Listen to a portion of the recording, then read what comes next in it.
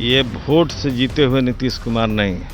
बात तो बहुत बोला गया कि भाई न्याय के साथ विकास वाली सरकार है, लेकिन न्याय के साथ विकास दिखाई नहीं दे रहा। जाम के लिए भी हमने काम किया, ओवर ब्रिज बनाने के लिए हमने काम किया। जातीय जनगणना सामाजिक आर्थिक जो सर्वे हुआ पूरी तरह से बिहार की तस्वीर है जो है उसके सामने लेकर खड़ा कर दिया। पहले जो ब्लॉक में शराब का एक लाइसेंस हुआ करता था, नीतीश कुमार ने इस एक ब्लॉक में 20 लाइसेंस देने का काम किया। नमस्कार, आप देख रहे हैं टीएनपी न्यूज़। मैं हूं आपके साथ शिखा। इस वक्त मैं मौजूद हूं काराकाट लोकसभा के काराकाट विधानसभा क्षेत्र में। मेरे साथ मौजूद हैं सीपीआई-एमएल के यहाँ के विधायक जी से बात करेंगे कि विधायक जी ने यहाँ पर अपने कार्यकाल में क्या कुछ काम किया है। जैसा कि आप लोगों को मालूम है कि टीएनपी की जो टीम है वो लगातार अलग अलग विधानसभा में जाकर वहाँ की जनता से राय लेती है कि आखिर उनके विधायक ने उनके लिए क्या कुछ किया है, कितनी योजनाएं ज़मीनी स्तर तक आई हैं, कितनी योजनाओं का उनकी जनता ने लाभ उठाया है।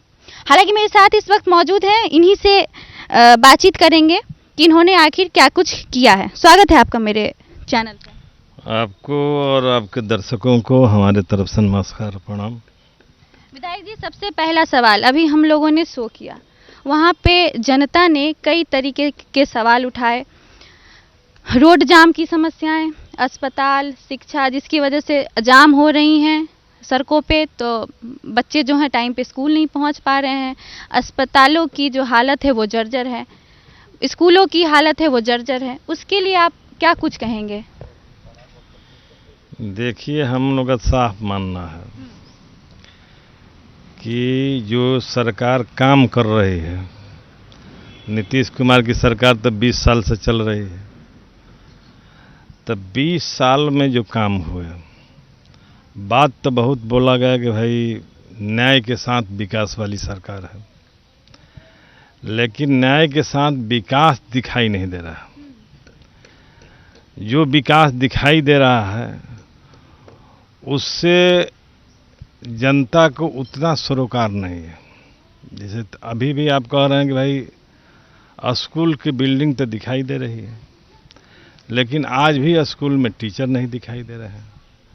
हॉस्पिटल की बिल्डिंग तो दिखाई दे रही है, लेकिन आज भी हॉस्पिटल में बिल्डिंग नहीं है।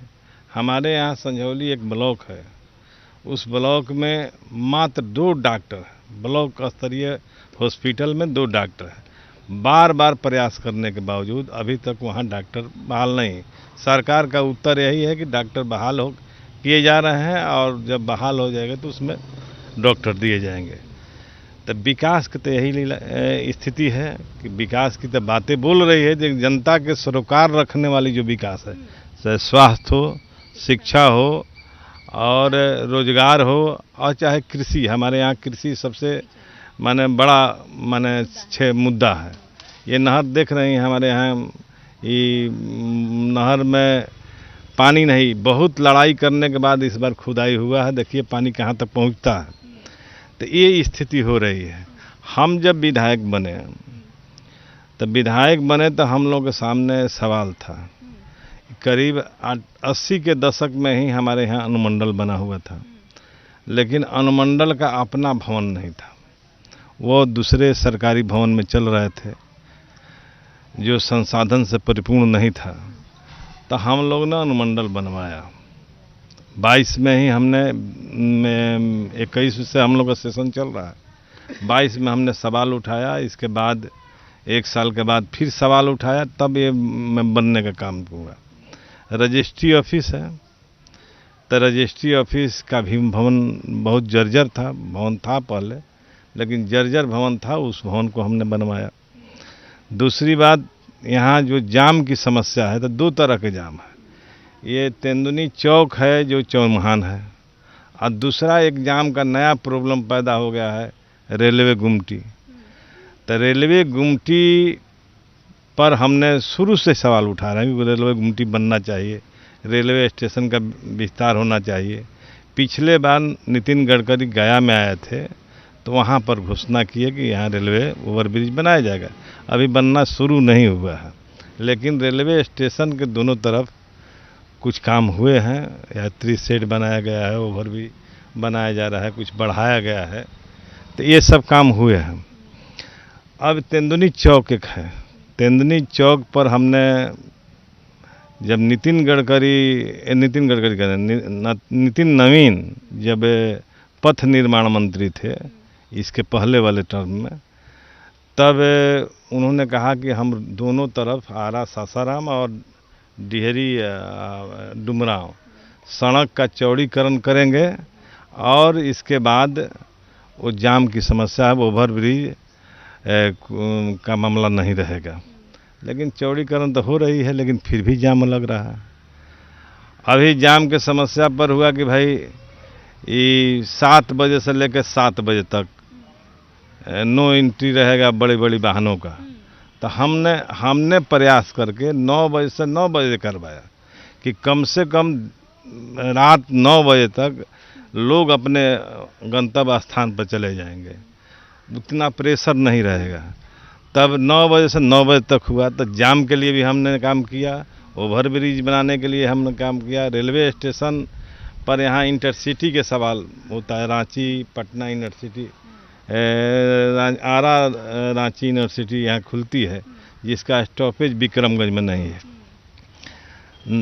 पीरों में कर दिया गया, पॉलिटिकल कारण से कर दिए गए। हम लोग बार बार मांग उठा रहे हैं, लोकसभा में भी मांग उठा, विधानसभा में भी हमने मांग उठाया कि यहाँ इंटरसिटी रुकनी चाहिए। यह माने 4 जिला का कवर करता है, तब भी नहीं हुआ। तो ये तो सरकार का काम है करना। 143 सीट है बिहार विधानसभा में और उस पे 12 जो सीटें हैं वो CPI-ML का है। उसमें 12 जो विधायक हैं CPI-ML के। आपने डुमरांव की बात करी, वहाँ पे भी जो हैं CPI-ML के ही MLA हैं। आप अपने आप को यानी कि भाकपा माले की राजनीति को बिहार विधानसभा की चुनाव में कहाँ देख रहे हैं, खुद को कहाँ पाते हैं? हम तो देख रहे हैं कि भाकपा माले की जो लड़ाई रही है पूरे बिहार के अंदर, देश के अंदर, वो लड़ाई सतह पर आज दिख रही है।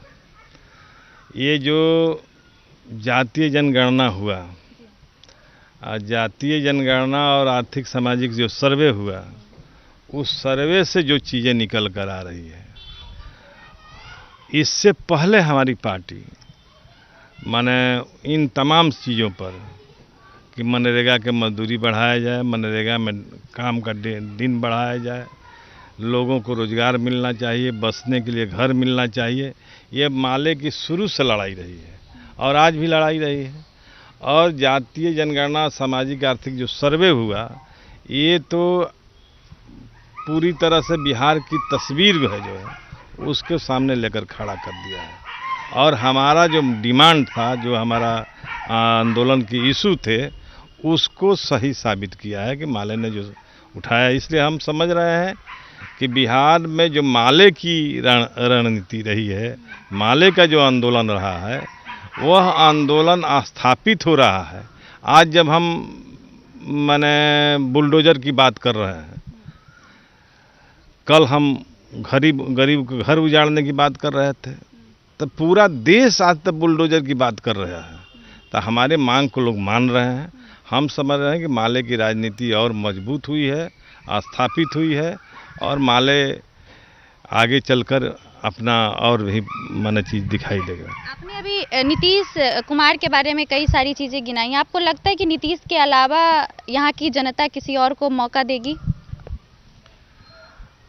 यानी कि गठबंधन के अलावा महागठबंधन को मौका मिलेगा? क्योंकि जब भी तेजस्वी जो हैं वो प्रचार प्रसार के लिए आते हैं, यानी महागठबंधन के, तो लोग जंगल राज की याद दिलाते हैं, लोग वो चीज़ याद दिलाते हैं कि जब लड़कियां सुरक्षित नहीं थी, कानून व्यवस्था सही नहीं थी, तो तमाम चीज़ें जो हैं लगातार गठबंधन के जो लोग हैं वो उठाते रहे हैं जब भी प्रचार प्रसार के लिए। नीतीश कुमार का ये 2025 का जो टर्म है, ये वोट से जीते हुए नीतीश कुमार नहीं है। अब अंतर देखिएगा तब 12,000 वोट का अंतर था। सीट का अंतर देखिएगा तो 11 सीट का अंतर था। इसी पर महागठबंधन की सरकार नहीं बनी, इनकी सरकार। उसमें भी जो कहना है कि ऐसे 14 सीट है जो न्यूनतम वोटों से 200, 400, 500 वोटों से माने महागठबंधन हारी है। और ये सारे जो इस तरह के सीटें हैं, इसमें सब लोग जान रहे हैं कि इसमें पूरी तंत्र लगाकर इनको हरा दिया गया है। वोट से नहीं हारे हैं, हराया गया है। इसलिए महागठबंधन की सरकार इस बार तो बनना ही है, इसमें कोई दिक्कत क्या नहीं। मुद्दे रहेंगे, जनता क्यों भरोसा करे? क्योंकि लगातार वो उठा दे रहे हैं सवाल कि पिछले 20 साल पहले जंगल राज हुआ करता था। कोई सरकार 15 साल जंगल राज हुआ करता था, कहते हैं परिवारवाद भी है। परिवारवाद हुआ करता था। मान लीजिए कि इनका सवाल है तो जनता ने उनको सबक सिखा दिए। 20 साल का हिसाब जनता आज मांग रही है। अगर परिवारवाद करते हैं तो आपके दल में परिवारवाद है कि नहीं है, इसको आपको बताना होगा कि आपके कैसे आपके साथ परिवारवाद नहीं है। सारे नेताओं के लड़के आज पॉलिटिक्स में है, राजनीति में है। खुद अमित शाह का बेटा जय शाह भी है, माने गलत तरीके से बिना कंपटीशन के, बिना किसी अथी का क्षमता का वो बीसीसीआई के चेयरमैन बन गया। कैसे बन गया? तो परिवारवाद है। यहाँ बिहार के अंदर बहुत सारे ऐसे नेता हैं जिनका बेटा आज राजनीति कर रहा है। तो कोई एक आदमी, हम इसको नहीं मानते। हाँ, अगर हमारा बेटा राजनीति करता है तो उसको जगह मिलनी चाहिए, किसी को जगह मिलनी चाहिए। इसमें दिक्कत क्या है? कोई दिक्कत नहीं है, ये केवल प्रचार के लिए किया जा रहा है। तो प्रचार से लोग, जनता समझ गई कि कुछ प्रचार में है नहीं, ये तो सब लोग वही कर रहे हैं। लेकिन नीतीश कुमार की जो राजनीति की करियर रही है, कार्यकाल रहे, उसमें क्या सुशासन काल ज्यादा रहा है? सुशासन मतलब उस समय कानून हम इसको सुशासन का काल नहीं मानते हैं। हम मानते हैं कि नीतीश कुमार ने वो सब कर दिया जिससे आम लोगों को जिससे न्याय मिलता था, उन न्याय की अपेक्षाएं खत्म हो गई। अब जैसे अभी आपके वो आनंद मोहन को छोड़ा गया। आनंद मोहन को किस ग्राउंड पर छोड़ा गया? संविधान के किस नियम के तहत छोड़ा गया? कानून में बदलाव करके ऐसे अपराधी लोग जो किसी दलित अधिकारी को हत्या कर दिया था, उसके नाम था, उसको छुड़ाने में काम किए। अब आप कल्याण विभाग की राशि आप देख रहे हैं, जो आता था गरीबों के कल्याण के लिए, अभी आप देख रहे हैं कि इस राशि से हर लोगों को, हर वृद्ध को, हर विधवा को, हर तरह के लोगों को उसमें पैसा दिए जा रहे हैं। अब 20 बीघा वाले महिला जो विधवा हो गई है, वो भी अब विधवा पेंशन का हकदार है। लेकिन वो टोटल पैसा गरीबों के कल्याण के लिए आता था, जो दूसरे मद में खर्च किए जा रहे हैं, दूसरे हित में खर्च के, जिनकी ज़रूरत नहीं थी। तो ये सारे जैसे कुछ इस तरह के काम हैं जो नीतीश कुमार ने कानून बनाकर गरीबों के हक में दूसरे लोगों को प्रवेश किया। मुद्दे ये भी तो आ रहे हैं ना, सवाल ये भी उठता है कि जब हम गठबंधन की बात करते हैं तो उनमें आपसी फूट नहीं है। जो आला कमान का ऑर्डर आता है वो मान लेते हैं, लेकिन अगर महागठबंधन की बात करें तो उधर पप्पू यादव अलग हैं, तेजस्वी यादव और पप्पू यादव की नहीं बनती। इधर सुनिए सर, पप्पू यादव और इनकी नहीं बनती। इधर क्या कहते हैं, चेहरे को लेकर विवाद है कि चेहरा कौन बनेगा मुख्यमंत्री का। तेजस्वी के चेहरे पर लोग नाराजगी, पूर्ण रूप से सहमति, ऐसा भी आ रहा था। आप एक पब्लिक है, तो पब्लिक के नाते आप सोचिए कि चेहरा पर क्या विवाद है। कोई विवाद नहीं। हम समझते हैं महागठबंधन पूरी तरह से इस बात की सहमत है कि चाहे ऐसे भी जो दल सबसे बड़ा दल होगा महागठबंधन में, जिसके पास विधायक ज़्यादा होंगे, उन्हीं का कोई आदमी मुख्यमंत्री बनेगा। अब मुख्यमंत्री तेजस्वी हो कि कौन हो, ये राजद का काम करना, देखना काम है। तो राजद ने तो अपना नेता तेजस्वी को चुन लिया है, तो इसमें दिक्कत कहाँ है? हम तो नहीं समझते हैं कि कोई दिक्कत है। इसलिए जो बना रहे हैं कि कोई अंतर्विरोध है, फूट है, वो भ्रम में है। ऐसा कोई फूट उट नहीं है। महागठबंधन पूरी तरह से एकताबद्ध है और 243 सीटों पर लड़ने की, जीतने की रणनीति बना रहा है। शराबबंदी को लेकर क्या सोचते हैं? जैसे शराबबंदी बंद तो है मतलब बिहार में, लेकिन फिर भी जो बच्चे हैं यहाँ के वो लिप्त हैं नशे में, देखिए, शराबबंदी के पक्ष में हम लोग भी थे और शराबबंदी के लिए लड़ाई भी लड़ रहे थे। नीतीश कुमार ने शराबबंदी को इतना नीचे तक ले गया, पंचायत तक ले गया, गुमटी तक ले गया, जिसका कोई हिसाब नहीं है। पहले जो ब्लॉक में शराब का एक लाइसेंस हुआ करता था, नीतीश कुमार ने इस एक ब्लॉक में 20 लाइसेंस देने का काम किया और गांव-गांव को तक शराब पहुंचाने का काम किया।